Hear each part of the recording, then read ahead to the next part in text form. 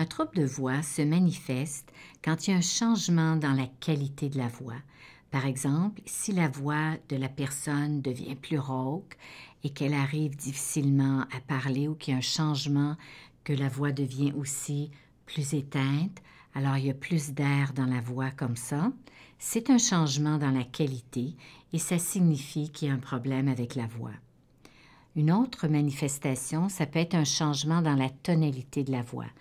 Alors la voix devient soit plus aiguë ou la voix aussi devient plus grave.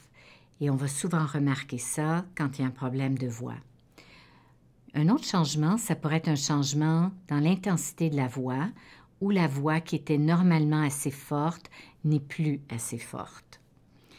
Quand la voix attire l'attention de l'autre, c'est aussi un signe qu'il y a une déviation dans la qualité qui est suffisamment importante pour être remarquée.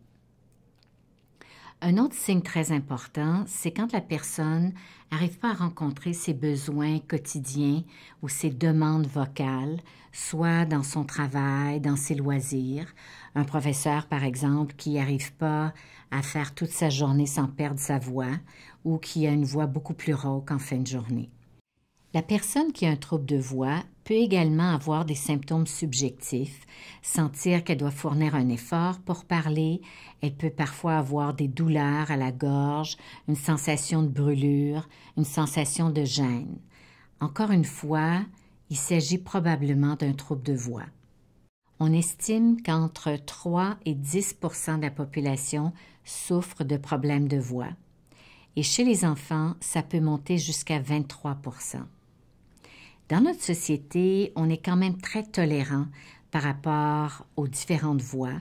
Il y en a qui aiment beaucoup les voix rauques, il y en a qui aiment des voix qui sont plus éteintes, et ces préférences-là vont changer selon les cultures, selon les âges aussi.